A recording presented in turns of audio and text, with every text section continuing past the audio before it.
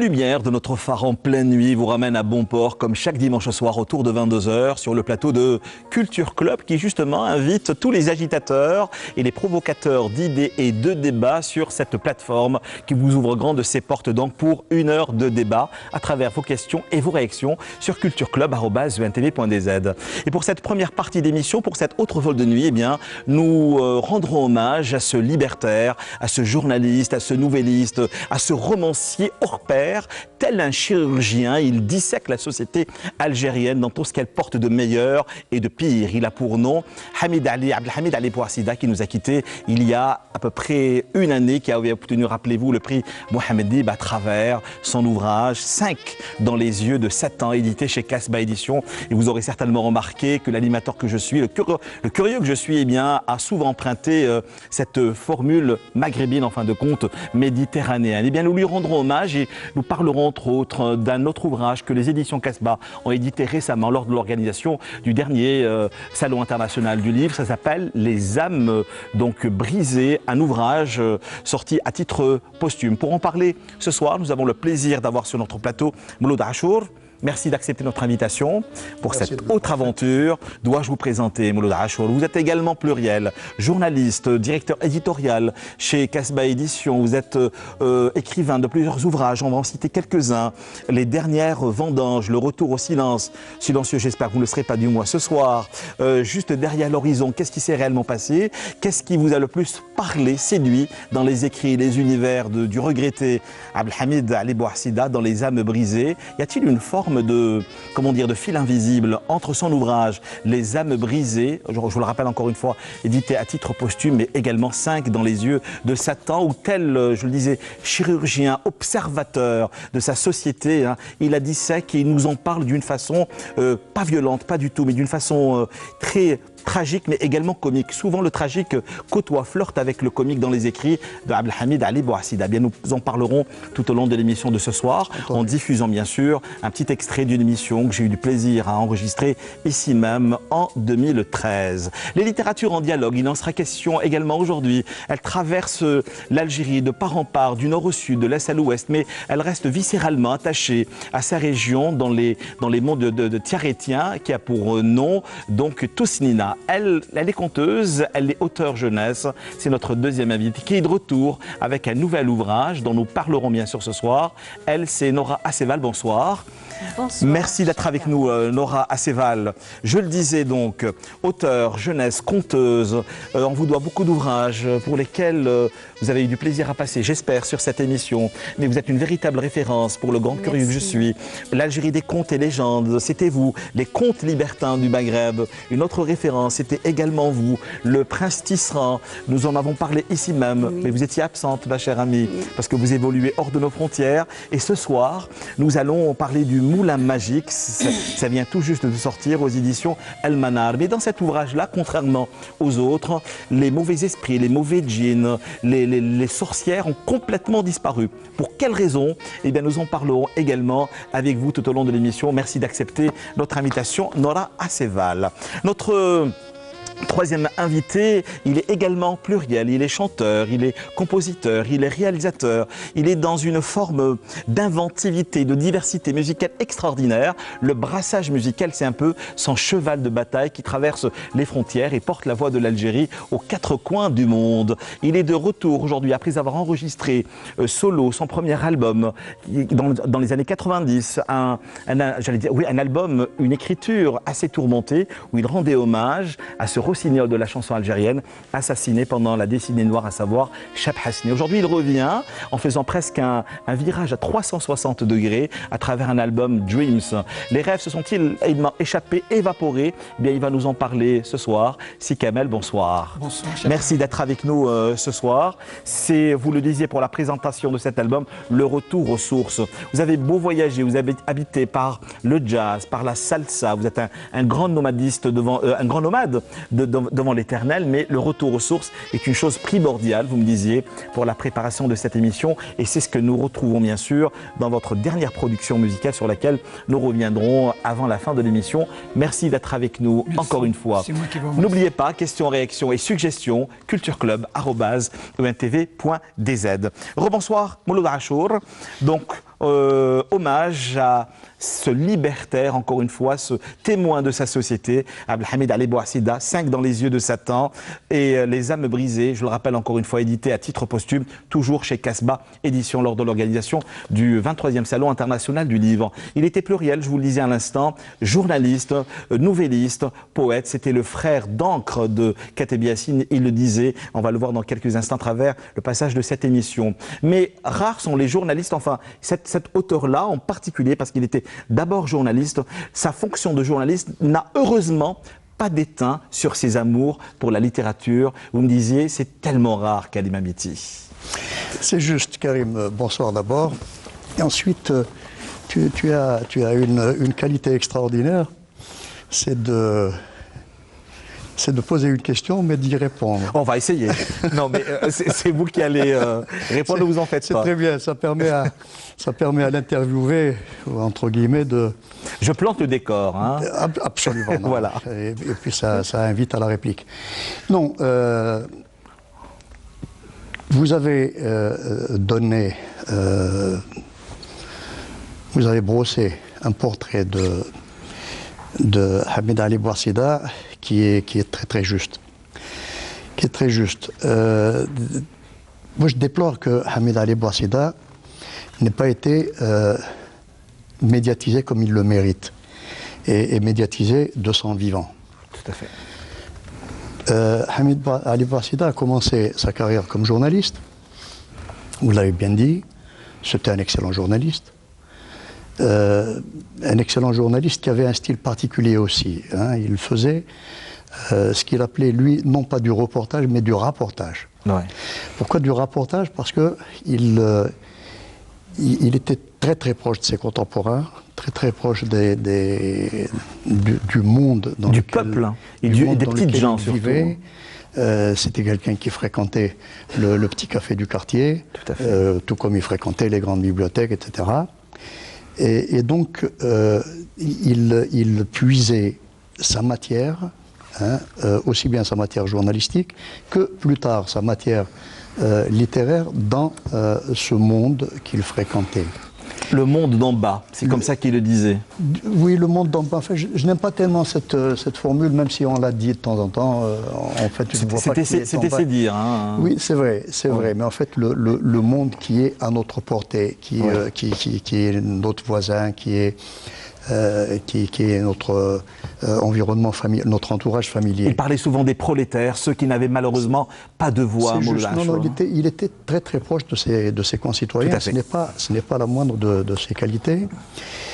Et ce qui est caractéristique chez Hamid Ali Bouassida, c'est cette heureuse rencontre entre le journaliste et l'écrivain.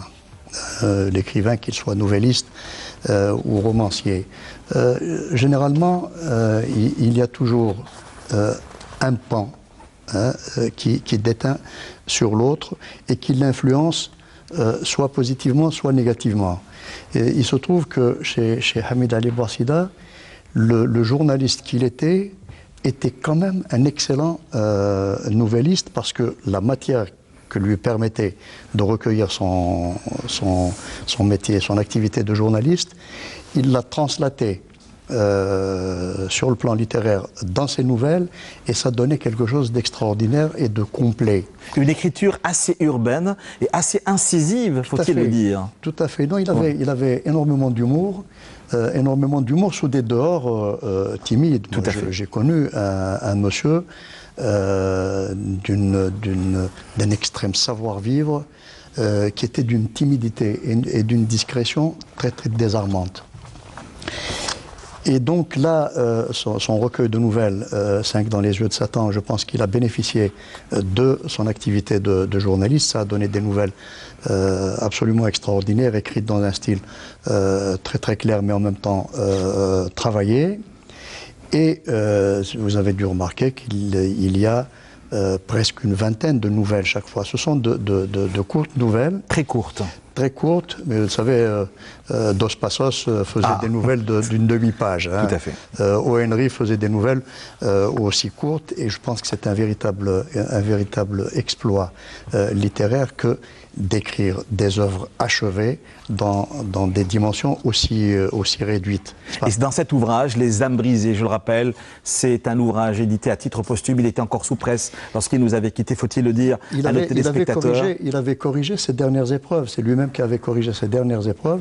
Et le livre a été mis sous presse quelques jours avant son décès. Voilà. Et, oui. Et puis, il y a des nouvelles presque annonciatrices d'un départ. Je ne sais pas si vous seriez d'accord avec moi. Mouloud Achour, dans le taxi de nuit, dans le lit numéro 7 par exemple, dans le diagnostic, mais également dans une des nouvelles qui m'a réellement parlé, c'est La salle des fêtes, où on retrouve ce citadin assez nostalgique d'une Algérie plurielle qui avait énormément de respect pour la culture. Oui, si on se limite à ce recueil de nouvelles, effectivement, c'est très net. Mais c'est net et c'est peut-être compréhensible parce qu'effectivement, elles ont été écrites à une période où il bataillait dur contre la maladie, n'est-ce pas? Mais cette prescience de la mort, elle est beaucoup plus nette dans le seul roman que je lui connaisse, qui a été écrit entre la publication des deux recueils de nouvelles. Hein, exactement. 5 dans les yeux de Satan est paru en 2006. Il a donc été écrit vers 2004-2005. Et il a écrit un roman qui est paru en 2012 à l'étranger, qui s'appelle... La dernière carte. Qui s'appelle La dernière carte. Ouais. Et dans La dernière carte, c'est véritablement Eros et Thanatos. Exactement. Ce sont des histoires d'amour, mais écrites, mais ciselées. Elles sont impressionnantes, ces histoires d'amour, n'est-ce pas? Qui peuvent d'ailleurs être tirées séparément et constituer chacune une nouvelle, hein, parce que bon, c'est des chapitres, et ces chapitres peuvent être indépendants. Donc, ce sont des histoires d'amour extrêmement bien écrites, extrêmement ressenties, mais dans un environnement de mort, dans un contexte de mort.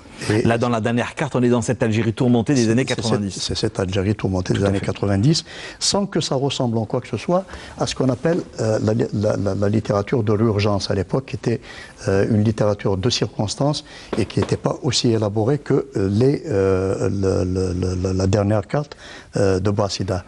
Et donc déjà, on sentait qu'il y avait une espèce de familiarisation progressive avec l'idée de disparaître un jour.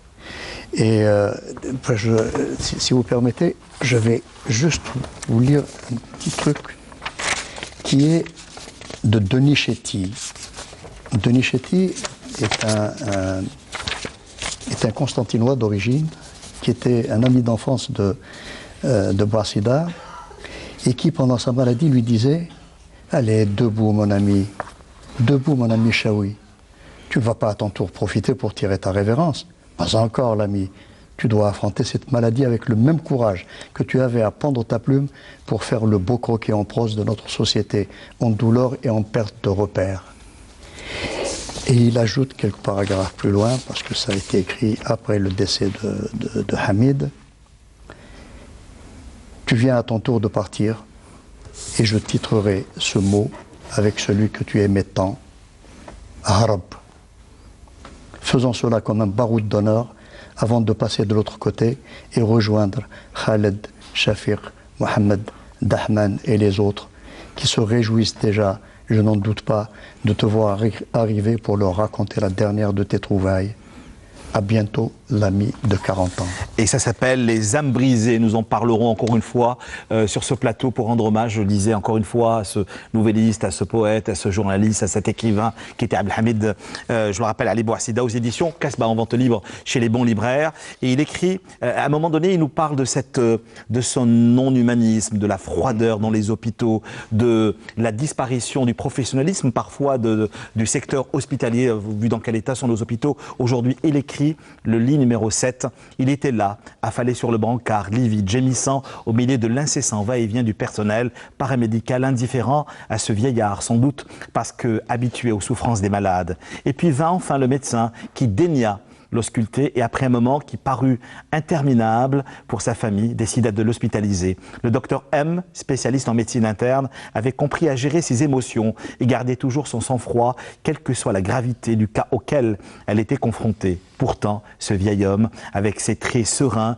malgré la douleur, son art de brave grand-père, qui respirait la bonté, lui fit un effet inattendu et elle se surprit à le regarder avec tendresse, comme elle aurait regardé son propre père, qui n'était plus de ce monde. Elle lui passa minutieusement tous les examens et tenta de rassurer sa famille, surtout ses filles qui pleuraient en silence. Ce malade avait plus de 80 ans, du diabète, de l'hypertension et aussi de l'emphysème. Elle lui administra une injection pour calmer un peu sa douleur et lui sourit tendrement. Et ainsi s'est tissé un rapport profondément humain, presque filial, entre ce médecin M. Souvent, les personnages de Abdelhamid Ali Bouassida n'ont pas d'identité. C'est pour ça que nous sommes en empathie totale avec... C'est juste, parfois il n'y a pas de prénom. Tout à fait. Il n'y a pas de nom. Hein. Ce sont des personnes, des créatures avec lesquelles on a une relation, parfois douloureuse d'ailleurs, parce que la relation avec les hommes de la santé ne sont jamais sereines, apaisées. Et vous avez surtout pas dans les services des urgences. Vous avez dû remarquer que c'est là où le journaliste et l'écrivain ne font qu'un. Il y a du vécu, hein, il y a du vécu flagrant et du vécu splendidement restitué sur le plan littéraire. Alors on parlait donc de cette écriture urbaine, imagée et très très imagée. On le sent également dans une de ses nouvelles, Mouloud Achour. C'est la salle des fêtes où nous allons à la rencontre de ce citadin qui regretterait presque ce qu'était sa ville. On ne sait pas dans quelle ville on est réellement, oui. À Constantine, à Annaba ou à Alger, parce que toutes les villes se ressemblent. Eh bien justement, il écrit « Quand je pénétrais dans cette grande salle des fêtes, je fus aussitôt envahi par un immense sentiment de tristesse. Je me laissais choir sur une chaise en plastique, comme il s'en trouve dans toutes les cérémonies, qu'elles soient nuptiales ou funéraires. J'étais indifférent au brouhaha et au youyou strident qui fusaient de toutes parts. J'étais trop occupé à scruter les murs rafraîchis à la laque luisante, la scène qui abritait jadis l'écran où se mouvaient tous les héros de notre enfance, les sièges de velours pourpre qui avaient cédé la place à des rangées de tables occupées par les invités dans leur habit du dimanche. Les parties réservées aux femmes étaient devant la scène où les mariés sagement assis regardaient s'agiter tout ce monde en subissant ce rituel comme un pensum. Ils devaient s'ennuyer à mourir, à attendre impatiemment le moment où ils fileraient enfin chez eux. Ensuite, le disque jockey installa son matériel et soudain fusa une musique raille à un cheb qui s'égossillait à chanter ses amours impossibles.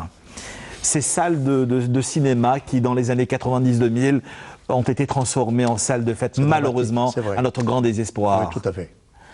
Tout à fait. Et là encore, c'est le reportage. Tout à fait. Hein, c'est le reportage. Je vous dis, non, c'est un monsieur qui a vécu de façon très intense et très très proche et les heurts et les malheurs de sa société et qui a eu à la fois la chance et la malchance de vivre sa vie active et créative dans une époque qui était extrêmement trouble, extrêmement agitée, chargée de drames, chargée de malheurs. Il y a de belles pages chez Abdelhamid Ali Bouassida, des pages d'un lyrisme désarmant. Si vous permettez, je vais juste vous en lire une toute petite.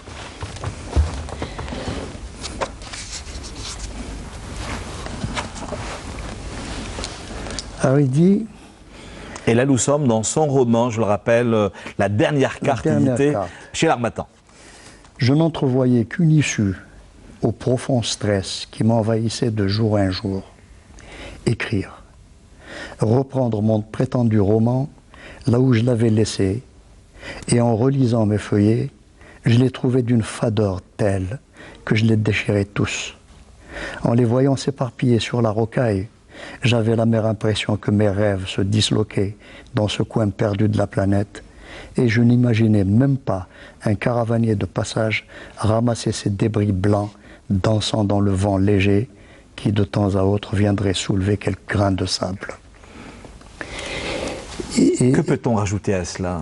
Je ne crois pas que un critique puisse se rendre compte avec assez d'expressivité, avec assez de justesse, de joyau littéraire écrit de cette façon-là. Je voudrais juste lire un passage avant de proposer à nos téléspectateurs une bonne partie d'une émission qu'il nous a accordée en 2013 lorsqu'il avait reçu, je le rappelle, le prix Mohamed Dib, je le rappelle, à travers son ouvrage 5 dans les yeux de Satan. Il écrit « Dans un coin de la salle, les cadeaux s'amoncellent et la mère du marié fourre dans sa poitrine les billets de banque que lui remettent les invités lourdes de leur quincaillerie. Le you-you succède au you-you et le père du marié scrute tout le monde, la larme à l'œil. Après, il fera les calculs et se rendra compte des dépenses énormes qu'il a consenties pour marier son aîné. Le disque jockey range son matériel, la salle se vide et le marié a enlevé sa cravate. Des garçons desservent les tables et Burt Lancaster est par terre, abattu par une balle traîtresse,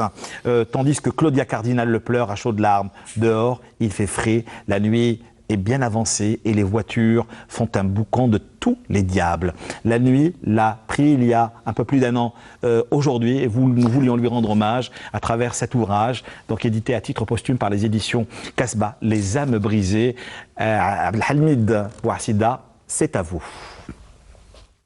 Avec Abdelkader Ben Hamesh et tous nos invités. Alors, deuxième rencontre ce soir, bien sûr, sur le plateau de Culture Club. Il s'agit de Hamid Ali Bouassida. Bonsoir. Bonsoir, Karim. Merci d'être avec nous ce soir. Merci à vous. Alors, 5 dans les yeux de Satan, j'ai comme l'impression que vous avez enfin conjuré le mauvais sort. Hein.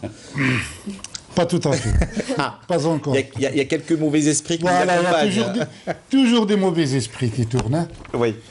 Alors là, vous êtes de retour bien sûr pour, je le rappelle, la dernière carte, c'est aux éditions de l'Harmattan, dans la collection Les Écritures, hein, bien sûr, du monde arabe. On va revenir très brièvement pour ceux et celles qui ne connaîtraient peut-être pas ce livre-là, avant de passer bien sûr au second. Vous avez obtenu pour cet ouvrage 5 dans les yeux de Satan aux éditions Casbah, le prix Mohamed Dib. Vous avez été un véritable chirurgien, vous avez disséqué l'âme des Algériens, du nord au sud, de l'est également à l'ouest, mais j'ai comme l'impression que vous restituez la voix aux simples citoyens, aux prolétaires.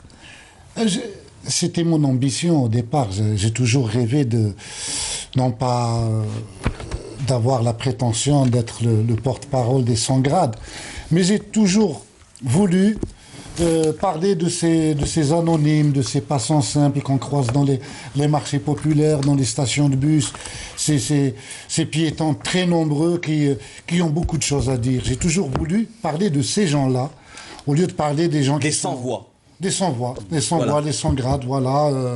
Sans doute parce que moi-même je suis un sans-grade, un enfant du peuple. Sans doute, oui. Peut-être pour ça.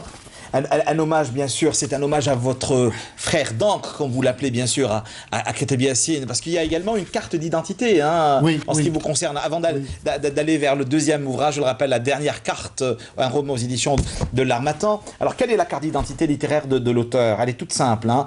De toi, La Fontaine, j'ai bu les fables, j'ai été loup et agneau, corbeau et renard, j'ai même été chêne et roseau, pensant Blaise. Je suis riche de tes misérables Victor, et de ton Émile, bien sûr, m'a éduqué Jean-Jacques. Je sais le mal de tes fleurs, Charles. Je suis ivre de ton bateau, Arthur. Tes feuilles d'automne m'ont froissé, Victor. Et j'ai nagé dans ton lac, Alphonse. J'ai vécu la mort de ton loup, Alfred. Et j'ai pleuré ton Atala, René. Je sais l'enfer de tes paradis artificiels, Charles. Et tu m'as dit que l'enfer, c'est les autres, Jean-Paul. Alors je suis devenu refoulé comme toi, Sigmund. Et j'ai haï mes semblables. J'ai donc commis mon crime. J'ai eu mon châtiment. J'ai fait leur guerre.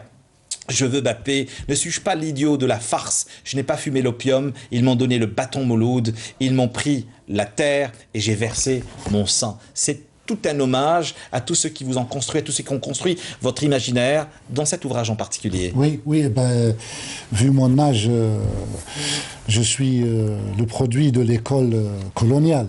Ce qui fait que, au fond, comme dirait Khatebi Yassine à propos, nous avons bénéficié de ce butin de guerre qu'est la langue française. Khatebi Yassine lui-même disait, moi j'écris en français pour dire aux Français que j'écris mieux que les Français. Et ça c'est Khatebi Yassine. Ouais. Donc, je crois que nous avons eu la chance de bénéficier d'une double culture. À la fois une culture francophone et puis plus tard une culture arabophone. Et sans pour autant perdre ce que nous avons de personnalité, nous avons su trouver le meilleur, prendre le meilleur dans les deux langues, parce que la langue n'est pas coloniale elle-même, la langue est un butin de guerre. Je reviens toujours à ce que dit Kateb Yassine. Il faut l'utiliser pour écrire. Kateb Yassine, vous avez rencontré lorsque vous étiez étudiant. J'étais étudiant à l'époque, il y a de cela 40 ans, dans les années 70. Kateb Yassine venait lui-même présenter ses pièces de théâtre en faisant le tour des universités. J'étais à l'université de Constantine, et c'est là qu'il a... Constantine qu'on retrouve énormément dans votre ouvrage. Hein. Ah oui. Kateb Yassine est venu, je me rappelle, présenter Mohamed prend ta valise avec sa troupe à Constantine, la ville où j'ai vécu pratiquement toute mon existence et qui est extrêmement présente, que ce soit dans mon premier ouvrage ou dans mon second. Exactement, tout à fait ça. Et l'écriture est pour vous une véritable thérapie. Hein. Vous avez même écrit à votre psychiatre. Hein, et à qui vous dites, docteur, je ne viendrai pas demain à la consultation. Ce rendez-vous mensuel s'avère désormais inutile. J'ai en effet trouvé le moyen de vaincre définitivement le mal intérieur qui me ronge. Je rêve les yeux grands ouverts. Ce qui convenez-vous-en. Bien sûr, je rêve les yeux ouverts, ce qui, convenez-vous-en, n'a rien à voir avec ces visions cauchemardesques qui viennent chaque nuit agiter mon sommeil. D'ailleurs, quand je vous ai raconté mes cauchemars, vous m'avez dévisagé avec dans le regard cette compassion mêlée de mépris que vous éprouvez pour tous les malades que vous auscultez. Et j'ai aussitôt compris le diagnostic que vous me réservâtes. Désintégration du moi, crise de la personnalité, psychopathie et schizophrénie déficitaire. Vous avez été au-delà de tout cela aujourd'hui. Enfin, du moins votre personnage. Il y a des gens qui prennent des expédients. Moi, je prends ma plume. Ouais. Voilà, pour essayer de combattre un peu de stress qui est en chacun de nous, qui nous guette à chaque coin à chaque instant de notre existence. Cela dit, là, à mon psychiatre, il faut que je dise que ce texte m'a été inspiré par un autre auteur qui s'appelle Antonin Artaud, qui a lui aussi commis des textes qui s'intitulaient « Lettre à mon psychiatre », où il dit carrément à son psychiatre. Maintenant, moi, j'écris à mon psychiatre, celui qui existe là en Algérie, et qui expédie tous ces pauvres jeunes, tous ces paumés qui viennent le voir pour... Ce ne sont plus des patients, mais juste des clients. Des clients qui viennent à peine pour une question d'un stress passager, une petite dépression, qui ressortent avec des ordonnances. On le connaît assez dans ce métier. Hein. Oui, des ordonnances. C'est certainement pas Abdelkader Ben Hammach qui nous dira le contraire. Le stress dans le métier des médias. Absolument. Alors, on ne pouvait pas aller vers le premier roman, oui, de Hamed Ali Bouassida, La dernière carte. Si vous avez envie de lui poser des questions, pas de problème, cultureclub@tv.dz, sans revenir à cette longue poésie que vous déclamez pour les femmes. C'est une véritable étude sociologique, votre ouvrage. Chacun de nous doit le lire, chacun de nous doit l'offrir. Il s'appelle 5 dans les yeux de Satan. Et je vous assure, j'ai toujours un plaisir à lire ce passage, allez savoir pour quelle raison. Lorsqu'on parle des femmes dans le Maghreb, en Méditerranée, et vous l'écrivez à la page 42, c'est qu'ils confondent tout. Quand ils parlent de gigot, ils font des gestes obscènes pour désigner une femme. Ils utilisent des termes gigot ou morceau. À l'allure où évolue le langage, on ira bientôt demander la main d'une jeune fille chez le boucher du coin et acheter de la viande fraîche chez les parents d'une jeune vierge. Si on épouse des gigots, c'est qu'on mange des femmes. C'est tout le rapport que nous autres, Algériens en particulier, pas seulement en Algérie, Arabes en général, avons avec la viande. Nous avons un rapport séculaire avec la viande. Il faut voir tout à ce qu'il y a avant l'Aïd al-Adha. C'est vrai, tout à fait. Le mouton devient un mythe, c'est plus un mouton, c'est un mythe. Alors bon, j'ai un peu extrapolé. Voilà. Je ne pouvais pas vous recevoir sur ce plateau sans revenir bien sûr à cet ouvrage, encore une fois, à qui nous avons encore une fois consacré une dizaine de minutes, 5 dans les yeux de Satan, et d'arriver bien sûr à ce dernier... Pardon, l'ouvrage 5 dans les yeux de Satan est épuisé, il n'y a pas eu de deuxième édition. Alors donc ça marche. Voilà. C'est un nombre riche aujourd'hui. Non, il est épuisé, il a été tiré, je ne sais plus, à 1000 ou 2000 exemplaires. On ne le trouve plus dans les librairies. J'attends toujours qu'il y ait une deuxième édition. Mais attendez, mais il y a quand même des rats de librairie comme nous. Hein. Quand nous fouillons dans certains rayonnages, on retrouvera certainement un exemplaire caché entre quelques nouveautés. Hamid Ali Bouassida, le retour. La dernière carte, je le rappelle, votre roman aux éditions de l'Harmattan, dans la collection Lettres du monde arabe. Et là, vous aviez eu ce besoin de revenir et de revisiter cette Algérie des années 90, cette Algérie de la tourmente qu'on voulait, même en littérature, oublier. Et pourtant, vous aviez besoin de ce temps de distanciation pour y revenir. Oui, bon, d'abord parce que je l'ai vécu personnellement, je l'ai vécu... On a tous vécu dans notre chair, Voilà, je l'ai vécu dans ma chair, je l'ai vécu. Cette tragédie-là, je l'ai très personnellement ressenti, que ce soit à travers des proches que j'ai perdus, qui ont été assassinés, que ce soit à travers l'immense stress que nous nourrissions chaque matin en sortant de la maison, avec l'angoisse, la peur de ne pas revenir, de passer... Cette angoisse permanente de passer devant une voiture en se disant les piéger, de passer devant... de ne pas rentrer trop tard le soir, de ne pas voyager la nuit, tout ça, je l'ai vécu. Donc j'ai ressenti le besoin de le raconter à travers une histoire personnelle d'un enseignant qui est professeur à l'université, qui prépare une thèse, un professeur de français. Je reviens toujours à cette histoire de butin de guerre parce que... elle ne vous a jamais quitté, cette obsession textuelle et linguistique. Hein. Tout à fait, une obsession textuelle et linguistique qui m'a marqué moi-même dans ma vie. Je suis je suis le produit de la francité, que je le veuille ou non. C'est un accident de l'histoire peut-être, mais c'est ainsi. Donc, c'est un professeur de français qui prépare une thèse. Kate Biessine est encore présent. Il sera toujours présent dans mes œuvres parce que c'est un immense poète. Il me hante, c'est un immense personnage. C'est un homme qui a traversé le siècle, qui a très peu vécu. Il a vécu à peine une soixantaine d'années. Mais il a fait tellement de choses. Et puis, il a eu... ce qui est extraordinaire chez lui, c'est qu'il a abandonné la façon d'écrire en français après Nejma pour écrire des textes, des pièces de théâtre en arabe dialectal, afin que le peuple le comprenne. Il en avait marre d'écrire pour une élite, pour une classe intellectuelle. Il voulait directement s'adresser au peuple, avec toutes les pièces théâtre qui ont suivi. Donc voilà, la dernière carte, c'est un jeune... c'est pas la vôtre en tout cas, j'imagine. Hein. Je suis certainement que c'est pas la vôtre. Hein. Et donc vous rendez hommage à toute cette jeunesse qui a lutté. On continue dans les années 90. Vous dites hein, tout à l'heure, le soleil sera plus fort que la brume et les assassins renoueront avec leur frustration. Je parcours les titres macabres de la presse et j'imagine cette ménagère qui s'apprête à sortir pour aller faire son marché et qui peut-être ne reviendra pas. Cet écolier qui sera soufflé par une bombe alors qu'à l'heure qu'il est, il doit se battre pour nouer ses lacets ou chercher son cahier d'histoire. Cette étudiante qui souligne ses yeux de ce regard, ses yeux de contour pourpre qui, peut-être, Alger s'en fout. Elle accueille anse grande, ouverte, bien sûr, les bateaux qui viennent décharger le sucre, les fruits exotiques, l'huile dans le port qui grouille de dockers, qui croule dans les containers. Les flaques poisseuses des trottoirs ont séché et les poubelles ont été ramassées par des éboueurs qui ne doivent sûrement pas penser qu'un sac pourrait leur exploser en pleine figure. Et avec vous, on revient encore une fois, vous restituer cette parole, cette souffrance, parfois également certains espoirs, parce que le personnage ou l'acteur principal de votre ouvrage a envie de s'en sortir. Et l'amour pour lui est une porte de sortie, une issue de secours. Absolument, une issue de secours. Bon, il traverse mille et une péripéties, il se fait éconduire à chaque fois, il ne perd pas espoir. Et à chaque fois, il reprend le chemin, il reprend la vie, parce que la vie suit son cours. Et c'est toute, excusez-moi pour peut-être ce que c'est prétentieux, toute la philosophie, entre guillemets, de cet ouvrage, c'est l'espoir.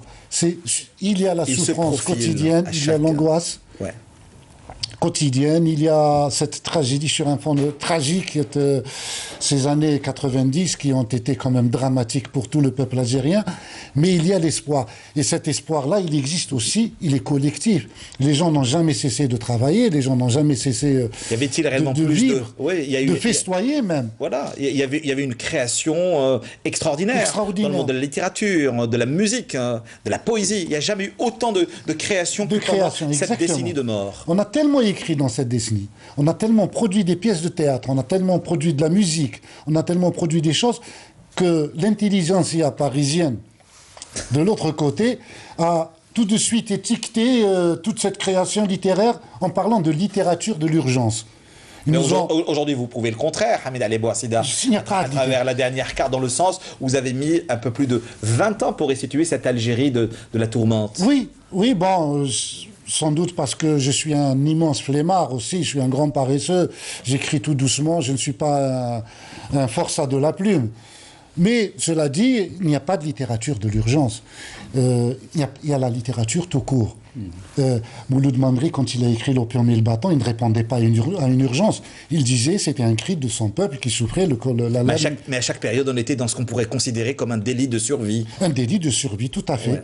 Ouais. Et c'est joliment dit, c'est peut-être ça, un délit de survie, tout à fait ça, voilà. Voilà, la dernière carte, je le rappelle, encore une fois, de notre ami Hamid Ali Bouassida, c'est aux éditions de l'Harmattan dans la collection Lettres du Monde. On le disait au sommaire de l'émission, on a refermé les portes du Salon international du livre il y a seulement quelques semaines. Et qu'est-ce qui vous a le plus interpellé chez la jeune création littéraire? Vous me disiez, elle est bourrée de talent d'un certain Kamel Daoud qui est de retour avec Meursault, Contre-enquête, dans les écrits de Chawki Amari, dans les écrits de Salim Bachi, de Mustafa Ben Fodel, dans bien sûr les bavardages du seul. Oui.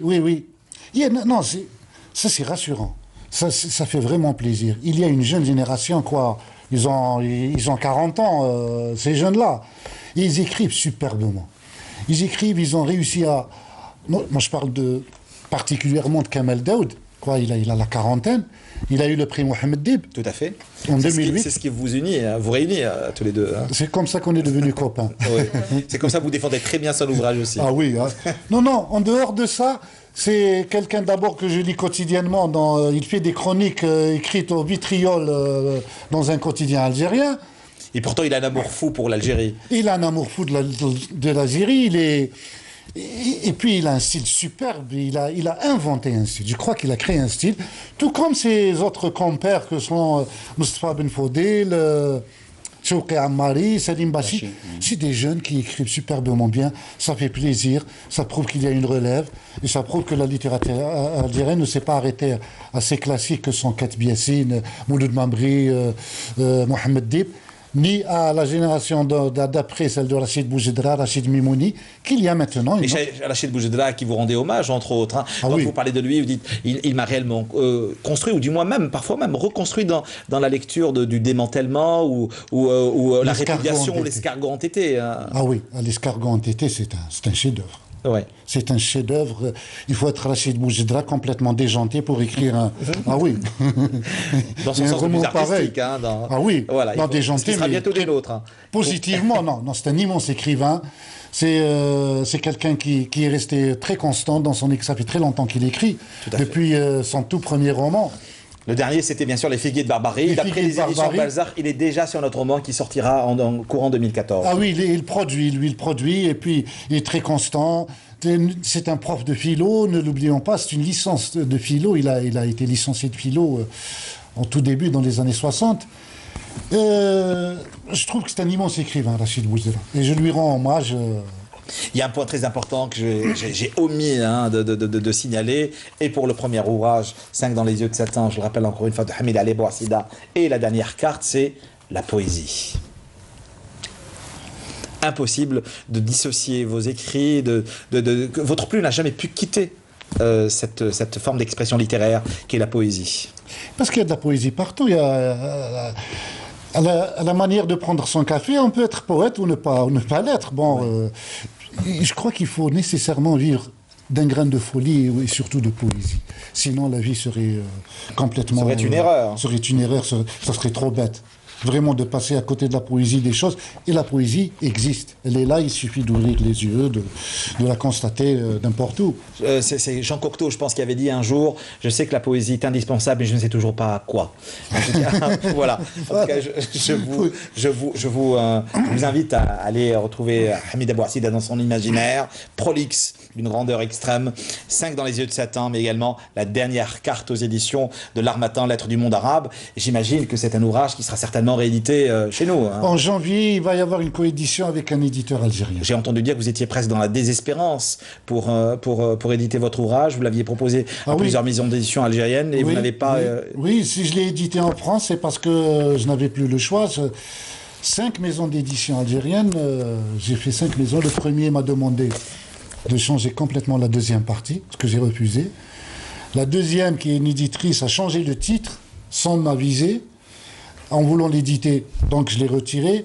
Le troisième éditeur n'a pas daigné me répondre, le quatrième n'a pas daigné me répondre, et le cinquième m'a dit j'ai un plan de charge, je ne peux pas, je suis très pris, l'année prochaine on en discutera, alors en désespoir de cause, je lui ai envoyé une maison d'édition. Donc en fin de compte, parisienne. Le chiffre 5 vous accompagne, non, vous n'avez pas pu lutter contre ce mauvais sort. 5 dans les yeux de Satan, 5 éditeurs dans les yeux de... Merci beaucoup Hamida Ali Bouassida, la dernière carte, et ça n'est pas le dernier ouvrage qu'on vient vous offrir. Et voilà, juste un petit passage pour rendre hommage à ce libertaire, je le rappelle encore une fois, ce journaliste, poète, mais également écrivain, Hamida Ali Bouassida, à l'occasion de la sortie chez Casbah, édition à titre posthume de ses dernières nouvelles, donc Les âmes brisées. Je le rappelle, chez Casbah, édition, vous savez, les belles âmes ne meurent pas, elles se retirent, et Hamida Ali Bouassida habitera pendant très longtemps, encore une fois, nos esprits et nos cœurs. Dernière question, avant d'aborder cette deuxième partie d'émission, à vous, Mouloud Achou, ça vous fait quoi de revoir votre ami,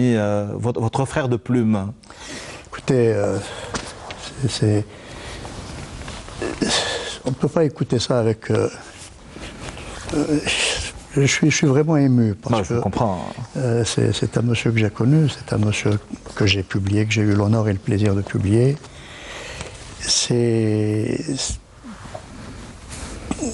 quelqu'un que j'aimais beaucoup et qui était digne de respect, qui était digne d'admiration parce que c'est un monsieur qui a été malade très longtemps, qui s'est bagarré contre une maladie atroce très longtemps, mais qui n'a jamais perdu ses ressources, qui n'a jamais perdu sa réplique, qui n'a jamais perdu son sourire, qui n'a jamais perdu la force de travailler et la force d'assumer ses responsabilités à la fois de père, de journaliste, etc.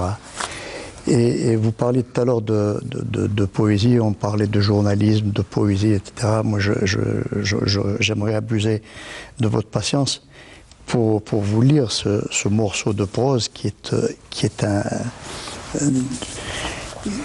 en réalité de la poésie. Elle a dit « Je ne peux me résigner à de si grandes solitudes. Il faudra bien qu'un jour les ruisseaux se décident à féconder les dunes, que les torrents déversent leurs bruyantes cascades dans l'immensité du silence, et peut-être même que les océans seraient tentés de venir déferler dans ces espaces sans limite. J'ai dit, les ruisseaux sont trop frileux pour quitter les montagnes, les océans trop immenses pour conquérir l'immensité. Laisse-t-on le silence se faire et les cascades amuser les touristes. Ici, le regard est trop petit pour de si vastes étendues. Vois-tu, si les mers et les torrents, les ruisseaux et les fleuves s'avisaient à venir ici, le ciel serait dépouillé de ses étoiles, comme de sa bourse le voyageur par les bandits de grands chemins. Et là on retrouve peut-être Kateb Yassine, mais on retrouve également Malek Haddad. Il le disait. Tous deux de Constantine. Oui. Exactement ça, encore une étoile dans le ciel. Ces ouvrages édités chez Casbah Édition, donc 5 dans les yeux de Satan, mais également Les âmes brisées en vente libre chez les bons libraires. Et dans cet ouvrage, la transition est toute trouvée pour aller à notre deuxième invité ce soir, qui n'est autre que Nora Asseval. Il y a un conte, c'est le conte du mouton à la page, si mes souvenirs sont bons, 58, ça je vous le conseille vivement. Je vous le donnerai à la fin de l'émission. Bonsoir Nora Asseval. Vous étiez toute, oui, souvent souriante quand vous écoutiez justement l'intervention de ce poète et ce nouvelliste. Oui, vraiment, c'est émouvant et de savoir qu'il n'est plus là. C'est touchant et c'est bien de lui rendre hommage. Je ne l'ai pas lu, mais je vais. En tout cas, vous aurez ces ouvrages édités et offerts par Casbah Éditions. Je vais le faire. Voilà, avec un grand plaisir. Le Moulin Magique, c'est votre dernier ouvrage, c'est votre actualité aujourd'hui, avec des dessins de Diane Bournazel. C'est aux éditions El Manar, à mettre entre toutes les livres. Je le disais au début de l'émission, auteur de plusieurs ouvrages. Nora Asseval, donc les contes d'Algérie, les contes et légendes, les contes libertins du Maghreb, Le Prince d'Isran et bien d'autres. Toutes ces maisons d'édition, enfin, tous ces contes ont été édités hors de nos frontières. Aujourd'hui, ce sont les éditions Cédia qui ont repris quelques-uns de vos contes.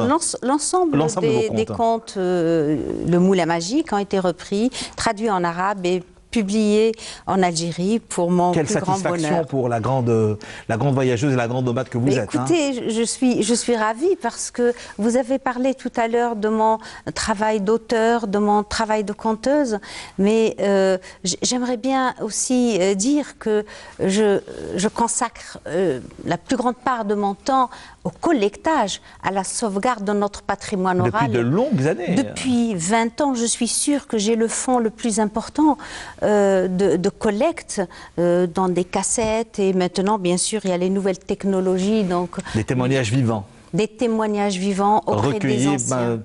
Par le témoignage et de la bouche de ces vieilles gardiennes de cette mémoire plusieurs fois séculaire. Oui, tout à fait. Et là, par exemple, je reviens des hauts plateaux de Tiaret et je suis revenue avec une dizaine de contes collectés. C'est comme si j'avais planté un verger et maintenant c'est la cueillette. Donc à chaque fois que je vais sur les hauts plateaux, on sait que... Dans la région de Tousnina, du côté de Tiaret. Région de Tousnina, Melekou, Frenda, Tiaret, Sougr. Voilà, je le dis avec l'accent. Et donc on parlait de contes traduits en arabe. C'est vrai qu'ils sont traduits en arabe littéraire. Moi je les ai entendus en arabe dialectal, je les ai écrits en français. J'ai pris des libertés, je les ai adaptés. Parce que ce que je souhaitais par là, c'est créer un pont entre les cultures. J'ai souhaité que mes contes algériens puissent parler aussi aux petits Français.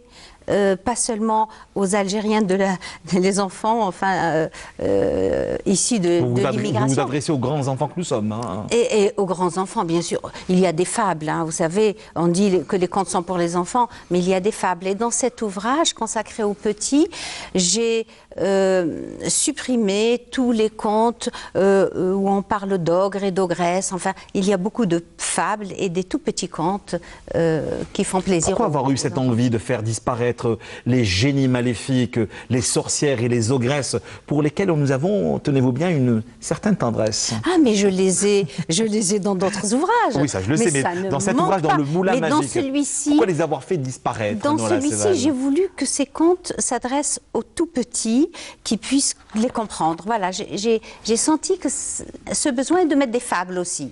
Et je ne pouvais pas tout mettre, donc je n'ai pas voulu mélanger des contes de style merveilleux, parce que vous savez très bien que les contes sont nombreux. Nous avons plusieurs genres. Nous avons le style merveilleux, nous avons les fables, nous avons les contes ludiques, nous avons les contes hagiographiques, les contes étiologiques. Voilà. Et dans cet ouvrage, vous avez vu qu'à la fin de l'ouvrage, j'ai mis la numérotation type de Ernest Thompson, la numérotation internationale, parce que les contes ont été classés par numéro en fonction des pays. Enfin, finalement, ils ont pris un conte type. Je pense à Tom Pouce, par exemple, qui est le T700. Tom Pouce, dans mon livre, c'est Ahmemessa. Et Ahmemessa, bon, donc c'est... on les retrouve partout en Méditerranée, même au-delà.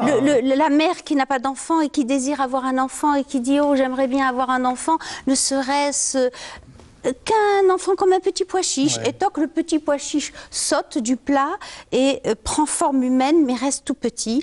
Et il vit avec donc sa mère et l'aventure continue. On le met dans l'oreille du bélier, c'est lui qui dirige le troupeau. En fait, c'est un garçon très dégourdi. Mais c'est la même version, finalement, que Tom Pouce. Tom Pouce, c'est pareil, il est grand comme le pouce. Ou en kabyle, à Marnos. Voilà. C'est exactement la même c'est chose, exactement ouais. partout. Donc ce sont des versions. Donc j'ai mis les numéros des types pour qu'on puisse retrouver dans la littérature occidentale le même conte. Par exemple, le Hmemessa, c'est ton pouce. Tout ça pour établir, vous me disiez donc justement pour la préparation de cette émission, un dialogue, non pas entre l'Orient et l'Occident, mais entre les pays du Maghreb et cet Occident qui ne nous connaît pas en fin de compte. Oui, disons que nous avons peut-être l'esprit un peu plus ouvert, nous sommes plus curieux. Ouvert sur la Méditerranée. Mais, bien sûr.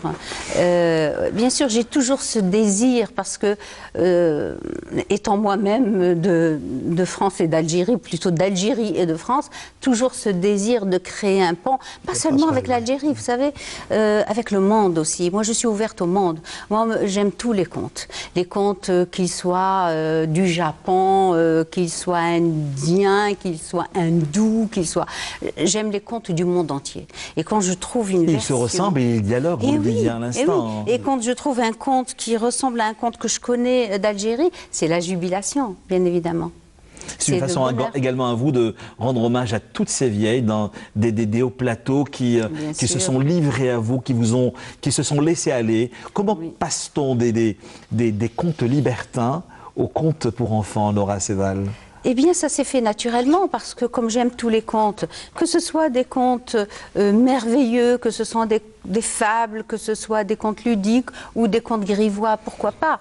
De toute façon, j'ai eu beaucoup de plaisir à travailler sur les contes grivois ou libertins, qui ne sont pas du tout obscènes, hein. Ce sont des contes qui font rire, et c'est des contes qui existent. Et qui ont eu beaucoup de succès hors de nos frontières. Oui, et pour moi, c'est une protestation aussi féminine, parce que ces contes sont racontés par les femmes, et ils mettent à mal les hommes. Les hommes sont souvent victimes. Oui, et ils sont victimes dans les contes, en tous les cas, dans l'imaginaire, parce qu'on sait très bien que le conte, c'est un récit fictif, et qui est fictif et qui est court et qui est par définition oral. Donc ces histoires se racontent le soir entre femmes. Et pour moi, je n'ai pas eu de difficulté de passer d'un conte à l'autre, hein. Il faut dire aussi que Pouette finit l'historiette, c'est comme ça qu'elle finit souvent ces contes très courts. Mouloud Achour, avant d'aller vers d'autres questions. Oui, ces contes, je voulais dire qu'ils se racontent aux enfants aussi le soir. Le souvenir que je garde des contes, c'est ma grand-mère ou une tante, une personne âgée, qui, à la veillée, après le dîner, se met à raconter un conte. Et ce conte parle peut-être d'ogres, de fées, etc. Et vous avez vu, ça raconte que le soir. C'est ça, mais il se termine toujours bien, parce qu'il a la vertu également de bercer. Hein, les petits garçons dormaient au son de la voix de la grand-mère qui raconte le conte, et ça se termine toujours bien. Mais dans une étude sociologique, souvent, je ne me rappelle pas du nom de ce sociologue étranger français, qui disait les contes ne finissaient jamais très bien, le happy end n'existait pas, c'est un peu Walt Disney qui a un peu surjoué là-dessus. Non, ça c'est pas tout à fait vrai. Le conte, il existe quelques contes qui se terminent mal, moi j'en connais, de la tradition populaire. Mais le conte, c'est vrai, est cruel. Le conte est cruel, mais on dépasse cette cruauté pour aller vers quelque chose de positif. Vous savez, les contes qu'on dit merveilleux, c'est pas merveilleux, extraordinaire, magnifique. Non, pas du tout. Ce sont des contes où il y a des êtres surnaturels, où il y a des ogres, où il y a des fées pour les contes occidentaux. Nous n'avons pas de fées. Mais nos contes sont très réalistes. Et ils sont tellement réalistes que pour la veillée, justement, quand la grand-mère raconte ces histoires, quand elle raconte ces histoires aux enfants et aux plus grands, parce que c'est un prétexte, les enfants, et aux plus grands... C'est comme le train électrique. Oui, et aux plus grands, finalement, il faut que ça se termine par une note positive, parce qu'il y a tout un parcours initiatique. Le héros part d'un moment difficile, et s'il est courageux, s'il est honnête, s'il surmonte les obstacles, eh bien, il finit par réussir. Si c'est un jeune homme, il va épouser la princesse. Si c'est une jeune fille, elle épousera le prince. Mais tout cela est symbolique. Tout cela est symbolique. Le conte est truffé de symboles. Et puis, ça s'appelle Le Moulin Magique. C'est aux éditions Almanar. Je le rappelle encore une fois, repris par les éditions qui font un excellent travail, faut-il également le dire, les éditions Cédia. Parlez-moi de votre rapport à cette nouvelliste, mais également à cet auteur qui n'est autre que Leila Sabbar, qui a signé le postface de votre ouvrage que j'ai entre les mains. Bien sûr, quand on parle de Leila Sabbar, on parle entre autres d'un ouvrage que j'ai eu du plaisir à présenter ici même sur ce plateau il y a quelques années. Je ne parle pas la langue de mon père. La scène était rouge par rapport aux événements d'octobre 1961. Et quand elle parle de vous, c'est avec beaucoup de douceur. Elle dit de vous, je la cite, je le rappelle encore une fois, Leila Sabbar, quand elle parle des contes, elle dit « Je les écoute, je les lis avec jubilation. Dans les contes pour enfants du livre de Nora, je vois la conteuse. Elle raconte sur scène des contes, des hauts plateaux. Le pays natal est là. » Soudain, dans sa voix, ses rires, ses gestes, sa grâce, le corps parle aussi. Elle tangue, danse, fige. Il avance au bord de la Seine, recule, revient dans la peur et dans la joie. Celle qui ne m'étonne pas du mariage entre une tortue et une grenouille, du désir amoureux d'un loup pour une chèvre, d'un chacal pour une jeune fille. Elle connaît les légendes mythologiques grecques et romaines, les unions contre nature, des contes de légendes, collection bien sûr, Fernand Nathan dans les bibliothèques de la maison d'école. Elle ne s'étonne pas non plus des métaphores déjà lues dans le fameux Fernand Nathan, que le pois chiche, je vous en parlais à l'instant, du conte des hauts plateaux se transforme en petit garçon pour satisfaire le désir d'une vieille femme stérile, ne l'étonne pas davantage et le réduit autant que les ruses de l'enfant de la vieille, la plus rusée de Jaha. Elle finit alors, lorsque Nora Seval, la conteuse magique, magnifique, dit rieuse ou grave ou confidentielle, l'histoire singulière et universelle de ces êtres vivants à travers plaines, savanes, forêts, prairies, montagnes, c'est magique, comme les enfants, on répète toujours et encore. Vous avez été dans cette tradition de répéter, surtout de transmettre et de rétablir un dialogue entre le Maghreb et l'Occident.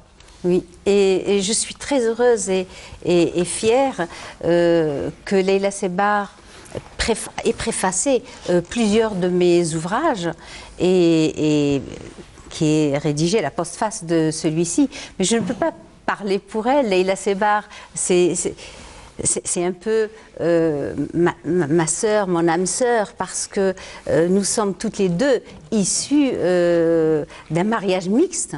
Donc elle, c'est sa mère qui était française, son père algérien, enfin arabe. Et moi, le contraire. Et moi, je parle la langue de ma mère. Et je parle la Son langue père, à elle, était un grand taiseux.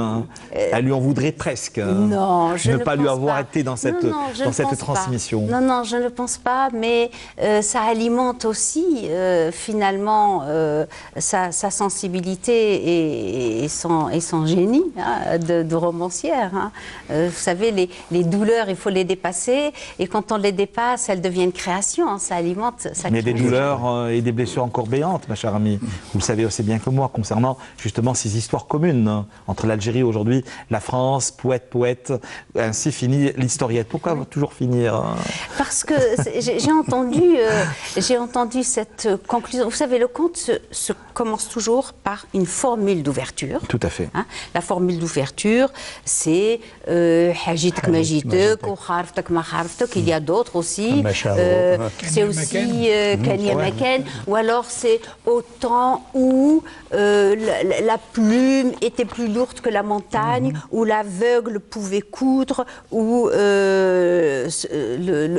l'handicapé pouvait sauter les montagnes. Enfin, ça rime mieux en arabe. Donc il y a plusieurs formules d'ouverture. Il y a le grain magique, tout simplement, il était une fois. Et il y a une formule de clôture. Et quand on dit la formule de clôture, comme poète finit l'historiette, on dit à celui qui écoute, le conteur dit à celui qui écoute, maintenant, on sort de l'imaginaire, c'est terminé, c'est fini. Parce que l'imaginaire, et vous savez, le conte, ce qui est fabuleux, c'est qu'on écoute un conte comme s'il était vrai, alors qu'on sait qu'il est faux, et pourtant on l'écoute. C'est un texte. On y croirait presque. On y croirait presque, mais la formule de clôture vous dit allez, revenez à la réalité, maintenant vous pouvez dormir. Vous me rappelez juste une citation d'un grand auteur de la littérature algérienne, c'est Mouloud Firaoun, qui disait qu'il est doux d'écouter des histoires et on pourrait vous écouter pendant des heures. Nora Asseval, votre ouvrage, le dernier, s'appelle Le Moulin Magique, je le rappelle, aux éditions Almanach. Et puis chez nous, en vente libre chez Le Bon Libraire, ce sont les éditions Cédia qui ont tout restitué, qui ont fait un superbe travail, faut-il également le rappeler. Avec de belles illustrations. Exactement. Je ne sais pas, me dit le réalisateur, si nous avons le temps de passer juste une minute d'un des contes de Nora Asseval pour la voir sur scène. Regardez.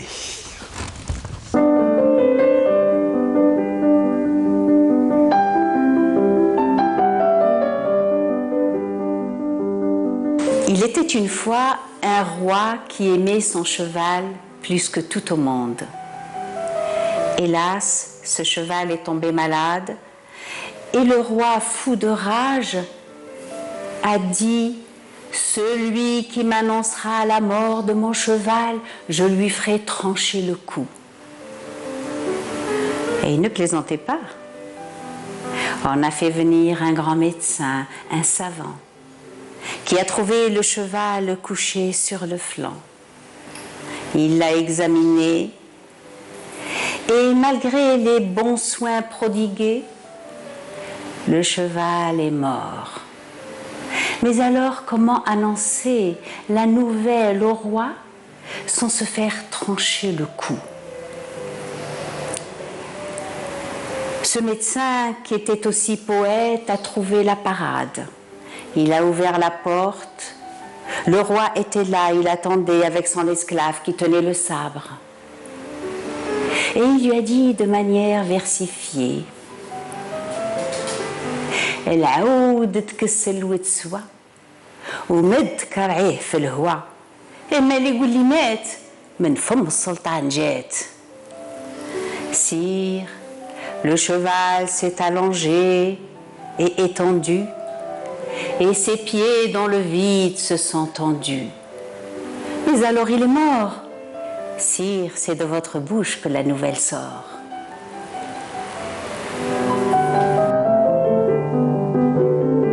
Oui, qu'il est doux d'écouter des histoires. Et si vous voulez être dans une forme de continuité de ce voyage dans les traditions, dans cette tradition et ce patrimoine oral plusieurs fois millénaire, eh bien, rapportez-vous à cet ouvrage, le Moulin, je le rappelle, le Moulin Magique, mais également tous les ouvrages que je vous ai présentés il y a seulement quelques minutes aux éditions Cédia. La transition est également faite parce que lui aussi, dans ce dialogue des cultures, à travers d'abord un album qui a eu énormément de succès en 1997, paru hors de nos frontières, qui racontait justement, qui restituait cette Algérie tourmentée, en particulier pour rendre hommage à son ami, à son frère de son, cette fois-ci, c'est Cheb Hasni. Aujourd'hui, je vous le disais au sommaire de l'émission, il a presque fait un virage de 360 degrés à travers son album, encore une fois, Dream. Comment passe-t-on comment dire, de la tourmente, de la violence et de la mort à un rêve plus ou moins serein? Eh bien, pour en parler ce soir, Si Kamel, bonsoir. Bonsoir. Merci d'être avec nous ce soir. Merci on parlait d'inventivité, mais surtout de diversité musicale. Vous êtes habité par plusieurs sons. Impossible pour nous aujourd'hui de vous restreindre ou de vous enfermer. Vous êtes habité par le jazz, par la salsa, mais en particulier par ce rail d'une région que vous affectionnez par-dessus tout, c'est Ouaran el-Beria. Bien sûr, Sultana. Ouaran el-Beria, Sultana. Oui, voilà. C'est une véritable princesse ou reine dans votre imaginaire. D'abord, je te remercie pour cette invitation parce que vraiment, je suis ébloui. Et ça me renforce dans l'idée qu'il faut vraiment continuer ça, parce que quand je vois ce temps de savoir, dont je me sens tout, tu vois. On fait dialoguer tous les acteurs de la scène culturelle. Voilà, et ça m'encourage à faire encore plus. Parce que l'album que tu avais dans les mains, il avait en fait commencé en 1990. Ouais. Parce que je l'ai fait aussi pour une deuxième mort, qui est celle de mon frère. À l'âge de 20 ans, a été emporté par des expédients, voilà. Et donc ça a été la cause, et après là-dessus mon autre frère, c'est-à-dire de musical, Hasni, voilà, donc j'ai rendu hommage aux deux. C'est souvent la douleur qui vous a conduit déjà, pour mon frère Miloud, mon petit frère Miloud, à l'âge de 20 ans, tu vois, beau comme un dieu, et voilà, il est parti, donc voilà, et après il y a eu Hasni, donc je lui ai rendu aussi un autre hommage. Mais ça c'est très émouvant pour moi, parce que c'est C'était mes débuts. D'abord, c'est-à-dire en tant que chanteur, en tant qu'arrangeur, en tant que tout ça. Et je l'ai coproduit avec le studio 5 sur 5 et M. Thierry Fall, qui m'a fait l'honneur de le coproduire avec moi et qui a été signé par Sonodisc à l'époque. Donc voilà, j'étais dans ce gros label. Et il n'y a donc pratiquement là, pas de rapport entre le premier album, je le rappelle encore une fois, solo, et ce dernier que j'ai entre les mains, Dream, c'est Kamel. ça va paraître un peu présomptueux, mais au départ, je voulais taper fort. C'est-à-dire, je voulais faire quelque chose, c'est-à-dire pour faire rentrer mon algérianité dans le monde de la musique. Parce que ce que je voyais autour de moi, je voyais tous mes amis africains, comme les Manu Dibango, comme les Salif Keïta que je salue. Vous avez accompagné les plus grands chanteurs de jazz depuis de longues années. Les tout ça, je les voyais tourner dans des plus grandes scènes du monde. Et comme je disais tout à l'heure, monsieur, dame, donc je voyais tous ces gens-là tourner dans la planète et que nous, on était là en train de regarder. Il faut bien faire quelque chose. Donc j'ai réuni un petit peu la crème des crèmes de ce qui se passait à l'époque, dans le jazz et dans même autre chose, dans la variété, etc. Et j'ai fait cet album qui... alors que l'Algérie vivait des moments très difficiles. Voilà. Cette Algérie des années 90. Voilà. Et c'était assez élitiste. Et j'ai pris le pari de faire ça, parce que pourquoi? Je me suis toujours dit que je ne cherchais pas à plus ou moins faire quelque chose de comme ça et puis partir, quoi.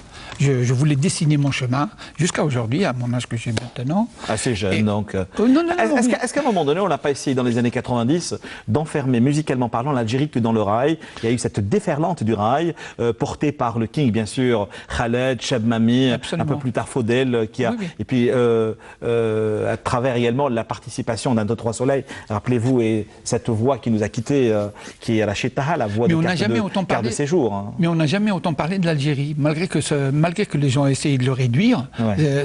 C'est-à-dire, en parlant de rail, on parlait de qui? On parlait de l'Algérie. Ouais. Donc, comme vous c'était monsieur Khaled, monsieur Mami, etc., ils ont porté quand même la voix de l'Algérie dans la planète. Et qui aujourd'hui, l'Algérie peut s'enorgueillir de voir, comment on appelle ça, le rail, le Ouharani, le Kabyle. On parlait souvent du rail, mais vous proposiez une autre vision à travers Solo. Oui. Vous étiez dans ce brassage, ce qu'on appelle aujourd'hui la world music, comme le fait si bien Peter Gabriel, la voix sublime de Genesis. Hein. Voilà, c'est cela. Et donc, non, mais je voulais, justement, c'était un espèce de combat, et c'est personnel, c'est un peu prétentieux, mais dès le départ, j'ai voulu créer mon sillon. Dans le fait que, d'ailleurs, tous les gens qui me connaissent, les éditeurs, etc., je n'ai jamais fait un cover de ma vie. Je n'ai jamais repris une chanson. Pourquoi? Parce que j'estime que c'est comme un tableau qui est fini. Et vous êtes un orfèvre passionné par la musique. Voilà. Je ne comprends pas comment un artiste comme vous aujourd'hui est surbooké hors de nos frontières, qui malheureusement en Algérie n'a pas une date, ou même cet album qui n'est malheureusement pas distribué. C'est une interrogation. Non, mais pour ce qui est de Dream, je pense qu'on va conclure avec une maison de distribution. Et le but de ma venue ici, c'est en plus le plaisir de vous voir et de connaître ces gens-là. On dit que je suis encore là. Merci. Et il y a un album qui va sortir encore dans cette semaine, enfin dans les semaines qui suivent, que j'ai fait à Oran avec Monsieur Toufir Bomella, que je salue. Et j'ai réuni encore une fois des gens qui ne pouvaient pas se parler musicalement. Vous les faites encore dialoguer, rencontrer, dialoguer. Voilà. Et j'ai réussi ce tour de force de réunir des forces contraires qui, par les paroles, ils ont dit, machin, tout ça. Et j'ai réussi sur un morceau qui est là-dedans, on me dira plus tard lequel, j'ai réuni 4 ou 5 artistes, des pointures, vraiment des grosses pointures qui ne pouvaient pas plus ou moins chanter ensemble que ce soit. Non seulement je les ai réunis ensemble, on a mangé ensemble, ils ont chanté dedans, et ils ont joué ensemble. Et par la suite, moi, quand je suis parti, j'ai appris que... l'album n'est pas du partage, hein. Je sais pas comment on peut appeler ça. Mais vous regrettez souvent, je vous ai souvent entendu dire, que ce soit dans la presse, mais également dans les médias, je trouve malheureusement, vous dites malheureux hein, de voir une génération bourrée de talent, malheureusement ignorée. J'ai envie donc justement qu'il y ait cet échange, de travailler avec elle, de l'écouter, de la conseiller, de l'orienter et de la distribuer. Oui, je veux dire, moi, puis aussi il y a les sirènes de la facilité, etc. Je ne sais pas si c'est... je pense qu'il y a des talents incroyables, mais ils ne font pas comme... comment on peut dire ça, le fait de ne pas toujours attendre. ne pas attendre. C'est-à-dire, si la montagne ne vient pas à toi, il faut y aller. Ouais. Je veux dire, moi, j'ai fait des métiers pas possibles pour payer mes cours, pour payer mes albums. Ils ne se sont pas faits comme ça, par l'opération du... Voilà. Donc, moi, j'étais dans des majors, et quand j'ai vu que ça ne marchait pas, je me suis pris en charge. Je n'ai attendu personne. Donc c'est pour ça que j'ai réussi à traverser le temps et surtout rester sur la ligne de conduite que j'avais. Cette forme d'authenticité qui revient, voilà. qui ressurgit aujourd'hui dans ce nouvel album. Voilà, je ne me suis jamais compromis, c'est personnel, hein, je veux dire, chacun mène sa vie, mais moi je veux dire, musicalement, j'ai toujours les mêmes types que les mêmes grands musiciens que j'ai connus en 1997, ils ont rejoué avec moi dans Dream.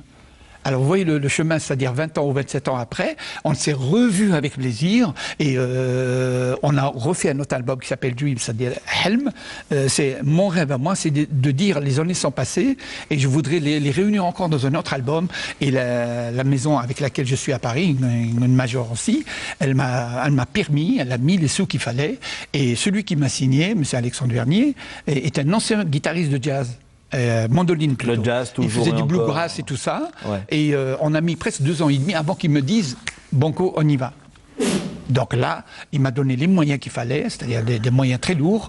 J'ai réussi à réunir tous ces gens-là, c'est normal, tout travail mérite salaire, malgré que c'est mes amis, je les ai toujours payés. Et j'ai réuni encore les types qui, la plupart du temps, dont le premier album étaient des musiciens de très haut niveau. Ça n'a pas besoin de le dire. Et aujourd'hui, c'est pas le solo. Donc. Et aujourd'hui, sont des superstars, comme par exemple, pour ne citer que le plus célèbre, c'est M. Sylvain Luc.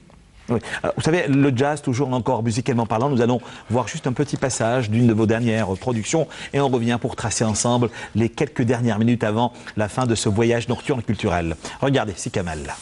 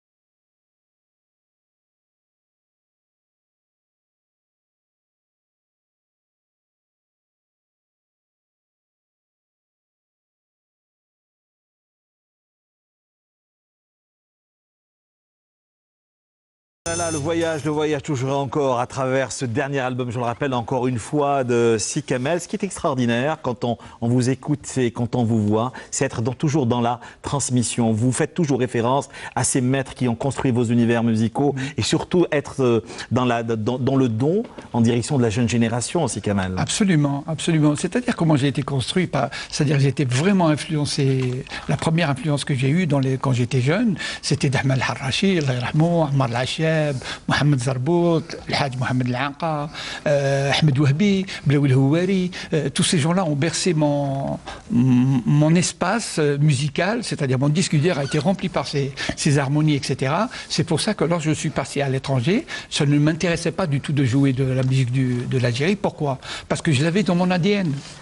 Il fallait juste que j'apprenne, c'est-à-dire avoir des outils pour améliorer cette musique, pour la rendre encore plus internationale.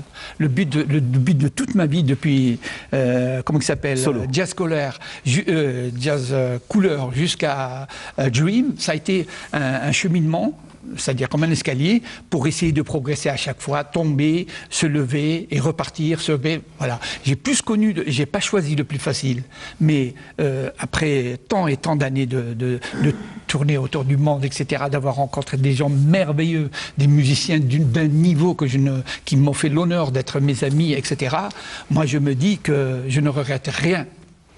Et si c'est à refaire, je ferai 10 000 fois plus encore que ça. Pourquoi? Parce que j'estime que l'Algérie mérite ça. En tout cas, nous souhaiterions vous voir ici en Algérie pour une tournée nationale. Également cet album qui sera en vente, je le rappelle encore une fois, dans quelques jours. Voilà. Je vous remercier et par la même occasion, vous rendre hommage, Si Kamel. Merci beaucoup. Nos portes vous resteront comme nos cœurs toujours ouvertes. Quelques petits... la petite musique de nuit, me dit souvent le réalisateur, hein, qui nous annonce déjà la fin de l'aventure de ce soir et quelques ouvrages que vous retrouverez à partir de demain chez votre libraire habituel. Nous voulions, je vous le disais, à l'occasion de la sortie à titre posthume de l'ouvrage des nouvelles de Abdelhamid Ali Bouassida, vous proposer cet ouvrage donc édité par Casbah Édition. Je le rappelle, ça s'appelle Les âmes brisées. Ça, je vous le conseille vivement. Abdelhamid Ali Bouassida qui avait obtenu en 2006 le prix Mohamed Dib à travers donc son ouvrage, je le rappelle, 5 dans les yeux de Satan. Eh bien, nous vous présenterons cette fois-ci. C'est une réédition, je le rappelle encore une fois. Mouloud Achour, hein. Le voilà donc, le prix Mohamed Dib. C'est chez Casbah Édition, réédité mais pas augmenté. Hein. Non, corrigé, revu, de très près, avec une couverture nouvelle, etc. Hein. Exactement, puis toujours habité par la mémoire et par l'histoire. Il était sur ce même plateau, nous avions proposé cette émission quand on était beau et jeune, me dit le réalisateur, en 2013 pour la dernière carte aux éditions de l'Harmattan, Lettres du monde arabe, également en vente chez votre bon libraire. Elle est également, elle a traversé le temps, mais également les frontières pour porter la voix de l'Algérie, l'imaginaire de ses grands-mères, de ses tantes qu'elle rencontrait, qu'elle a immortalisé à travers des enregistrements et surtout des ouvrages qu'on a eu du plaisir à présenter ici. Il s'agit de Nora Asseval, Le Moulin Magique, avec des dessins de Diane de Bournazel. C'est aux éditions, je le rappelle, Almanar, dont le directeur est un féru du Maghreb, mais de l'Algérie en particulier, Nora Asseval. Alain Gorius. Oui, voilà. On voulait également le saluer par la même occasion et surtout remercier et dire un grand bravo aux éditions, je le rappelle encore une fois, Cédia, qui ont traduit vos contes. C'est pratiquement 7 à 8, hein, tous ces ouvrages-là. Voilà, c'est également en vente libre chez les bons libraires à un prix tout petit pour les petits ou pour les grands que nous sommes. Je le rappelle encore une fois et rappeler les albums par la même occasion de Si Kamel. Solo, ça c'est un album, je le rappelle, bon, même s'il n'est pas en vente, mais on peut l'avoir sur Internet. Sur toutes les plateformes. Et gratuitement. Gratuitement, vous le disiez. C'est moi qui l'a produit. Voilà, son rêve, il le résume également à travers cet ouvrage, ça s'appelle Dream, des univers à vous vrider l'esprit, à vous donner le vertige. Mais n'oubliez pas que nous sommes toujours sur Canal Algérie pour cet autre vol de nuit. Nous recevions pour cette émission Mouloud Achour, à très bientôt j'espère. À bientôt. Vous recevoir ici, mais en tant qu'écrivain cette fois-ci. Ce sera pour bientôt peut-être. Un roman, pourquoi pas, Nora Asseval? Il est prêt. Déjà? Oui, je dois le réviser et le soumettre à un éditeur. Merci beaucoup, ma chère amie. À très bientôt, encore une fois. Et puis un grand merci aux grands curieux musicalement, à notre frère de son, je le rappelle, Si Kamel. À très bientôt, j'espère, pour la présentation de tous vos albums. De l'album qui va sortir là bientôt. Ah bah, très très bien. Avec un grand plaisir. Gardons le contact sur, je le rappelle, notre adresse cultureclub@untv.dz, mais également sur Facebook. Alors, si vous avez manqué cette émission et si nous vous manquons, sachez qu'elle sera rediffusée le vendredi matin autour de 10h55 et que la nuit vienne reposer et apaiser nos esprits parfois si tourmentés. Je vous souhaite une excellente nuit. Merci madame, merci messieurs. Merci à vous. À la semaine prochaine pour vivre ensemble de nouvelles aventures culturelles. Merci. À la semaine prochaine.